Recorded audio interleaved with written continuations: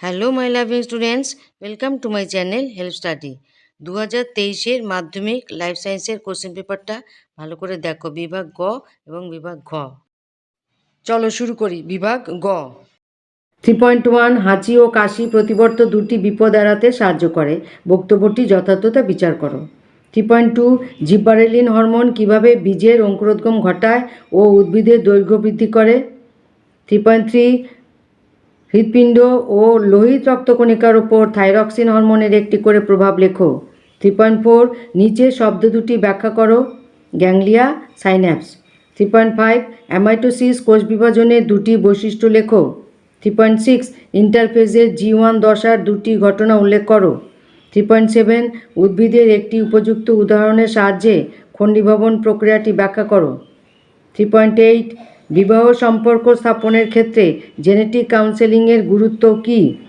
3.9 বংশগতি সংক্রান্ত পরীক্ষা নিরীক্ষার জন্য মেন্ডেলের মটর গাছ নির্বাচনের দুটি কারণ লেখো। 3.10 বাবা বর্ণান্ধ এবং মাতা সম্পূর্ণ স্বাভাবিক হলে তাদের ছেলেমেয়েদের মধ্যে কত শতাংশ বর্ণান্ধ হতে পারে তার সম্ভাবনা যুক্তিসহ বিচার করে লেখো। 3.11 জীবের একটি সহজাত বৈশিষ্ট্য হল অত্যধিক হারে বংশবৃদ্ধি করা। এর ফলে জীবের সংখ্যা জ্যামিতিক হারে বৃদ্ধি পায়। দুটি উদাহরণের সাহায্যে বক্তব্যটি যথার্থতা প্রমাণ করো। 3.12 কর্মী মৌমাছিরা খাদ্যের কোনো উৎসের সন্ধান পেলে কিভাবে মৌচাকের অন্যান্য কর্মী মৌমাছিদের কাছে সেই বার্তা আদান প্রদান করে। 3.13 প্রাকৃতিক নির্বাচন বলতে কী বোঝো। 3.14 ক্রমবর্ধমান জনসংখ্যার একটি সমস্যা হলো জলাভূমি ধ্বংস। এর ফলে যে যে ঘটনা ঘটতে পারে তার দুটি উল্লেখ করো। 3.15 বহিরাগত প্রজাতির অনুপ্রবেশের ফলে জীববৈচিত্র্যের হ্রাস ঘটে। ভারতের ক্ষেত্রে এই বক্তব্যের যথার্থতা দুটি উদাহরণসহ প্রমাণ করো। 3.16 পূর্ব হিমালয় হটস্পটের একটি বিলুপ্তপ্রায় স্তন্যপায়ী প্রাণীর নাম লেখো।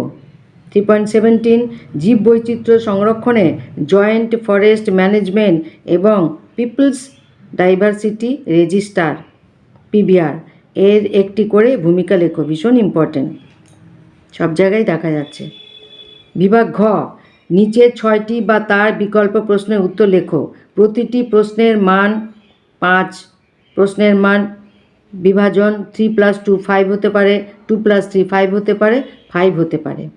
5 × 6 = 30। কোশ্চেনের নাম্বার 4, তাহলে এটার আন্ডারে এগুলো, তার মানে 4.1 মানুষের রক্ষীগুলোকে লম্বচ্ছেদের একটি বিজ্ঞানসম্মত চিত্র, মানে পরিষ্কার পরিচ্ছন্ন হবে, পয়েন্টিংগুলো সঠিক হবে, তখন তাকে বলা হবে বিজ্ঞানসম্মত চিত্র।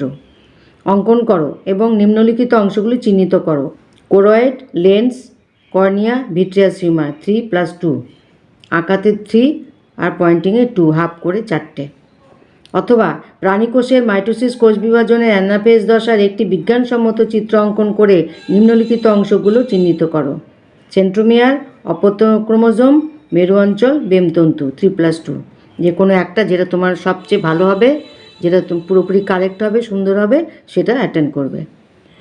4.2 কোষ বিভাজনে নিম্নলিখিত 3টি তাৎপর্য লেখো। কোন কোন পয়েন্টে?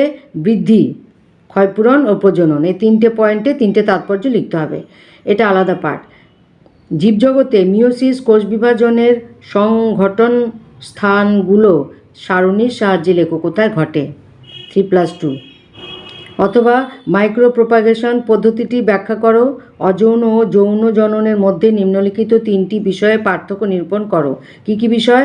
জনিত্রী জীবের সংখ্যা, কোষ বিভাজন, ভেদ বা প্রকরণের উৎপত্তি। 3টে পয়েন্টে পার্থক্য লিখতে হবে। কাদের?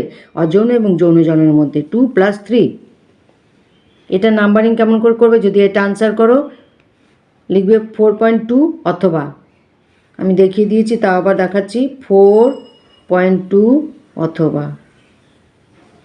এই হচ্ছে নাম্বারিং, এটা নাম্বারিংয়ে। যদি এইটা না করে এইটা অ্যাটেন্ড করো তাহলে এটা তো নাম্বার দিতে হবে, এই কোশ্চেনে নাম্বার দিতে হবে, তো তখন লিখবে 4.2 এর অথবা, তাহলে 4.2 অথবা। যদি শুধু অথবা দিয়ে লেখা শুরু করো একটা নাম্বারও পাবে না। এটা কার অথবা?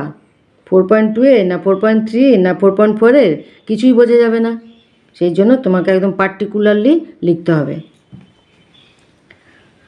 নেক্সট 4.3, বিশুদ্ধ কালো বর্ণ ও অমসৃণ লোমযুক্ত একটি গিনিপিগের সঙ্গে বিশুদ্ধ সাদা বর্ণ ও মসৃণ লোমযুক্ত একটি গিনিপিগের সংকরায়ন ঘটালে দ্বিতীয় অপত্য বংশে মানে F2 জেনারেশনে সৃষ্ট অপত্যগুলোর ফিনোটাইপের অনুপাত চেকার বোর্ডের সাহায্যে দেখাও। সন্তানের লিঙ্গ নির্ধারণে বাবার ভূমিকাই মুখ্য। একটি চেকার বোর্ডের সাহায্যে বক্তব্যটির সত্যতা যাচাই করো। আমাদের বংশগতি চ্যাপ্টারে একদম শেষের দিকে আছে লিঙ্গ নির্ধারণ, সেটাই হবে এটার আনসার। ওখানে যেমন ছবি চেকার বোর্ড আছে সেরকমই দিতে হবে, মানুষের ছবি আঁকতে হবে না, মেল ফিমেলের সিম্বলটা দিলেই হবে। মেল ফিমেলের সিম্বল কি? মেল আর ফিমেল, এটা ফিমেল প্লাস আর অ্যারো দেওয়া একটা মেল। অথবা এটার সাথে অথবা মেন্ডেলের সাফল্যে 3টি কারণ লেখো, উপযুক্ত উদাহরণসহ ফিনোটাইপ ও জিনোটাইপের মধ্যে সম্পর্ক প্রতিষ্ঠা করো। 3+2, ফিনোটাইপ মানে বাইরে দিয়ে যা দেখা যাচ্ছে, জিনোটাইপ মানে হচ্ছে জিনগত। 4.4, জিরাফের গলা লম্বা হওয়ার ক্ষেত্রে ডারউইনের মতবাদ ব্যাখ্যা করো। হট ডাইলিউট স্যুপ কি? 3+2। অথবা একটি রেখাচিত্রের সাহায্যে জৈব অভিব্যক্তির মুখ্য ঘটনাবলীর ক্রমটি নির্মাণ করো। শিম্পাঞ্জির সমস্যা সমাধান দক্ষতার 2টি উদাহরণ দাও। সুন্দর করে সমস্যা সমাধান করতে পারে। শিম্পাঞ্জির সমস্যা সমাধান দক্ষতার 2টি উদাহরণ দাও। 3+2। 4.5, ভাসমান ক্ষুদ্র কণা প্রশ্বাসের মাধ্যমে শ্বাসনালীতে প্রবেশ করলে সৃষ্টি হতে পারে এমন 2টি ব্যাধির একটি করে উপসর্গ লেখো। কৃষিক্ষেত্রে বর্জ্য জলাশয়ে মিশলে যে যে ঘটনাগুলো ঘটে তার ক্রম নির্মাণ করো। 2+3, সোজা একদম, কোশ্চেনগুলো খুব সোজা। অথবা জীববৈচিত্র্য হ্রাসের একটি অন্যতম কারণ হলো চোরা শিকার।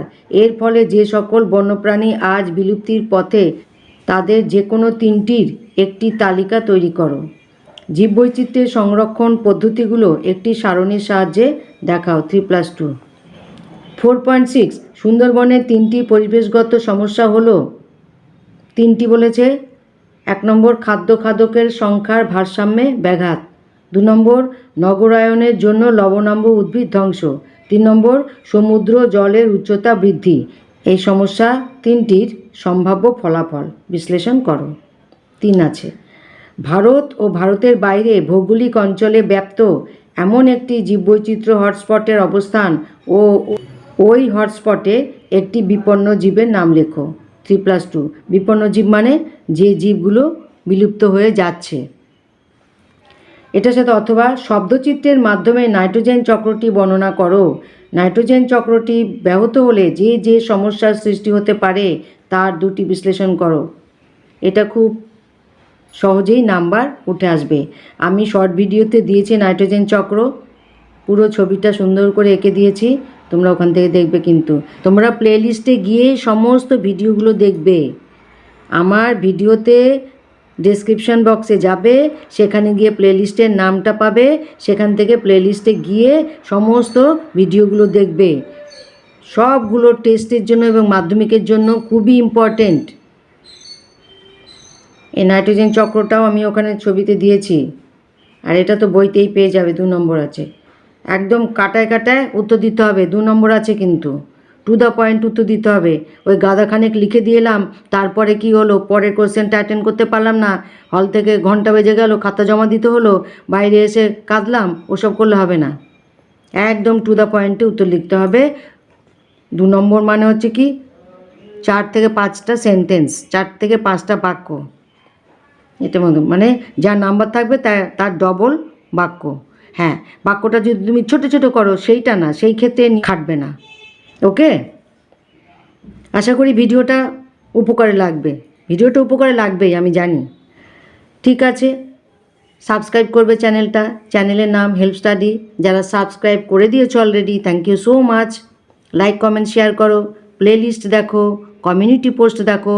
তোমরা কমিউনিটি পোস্ট দেখো, বারবার বলছি, কমিউনিটি পোস্টে তোমাদের জন্য অনেক কিছু দিচ্ছি আমি, পরীক্ষার জন্য খুব ইম্পর্টেন্ট। কমিউনিটি পোস্ট দেখো। মেন্টালি স্ট্রং থাকো, শরীরটাকে ঠিক রাখো, মনটাকে ঠিক রাখো, পড়াশোনায় মন দিও, কনসেন্ট্রেট করো পড়াশোনায়, কনসেন্ট্রেশন যেন ডাইভার্ট না হয়ে যায়।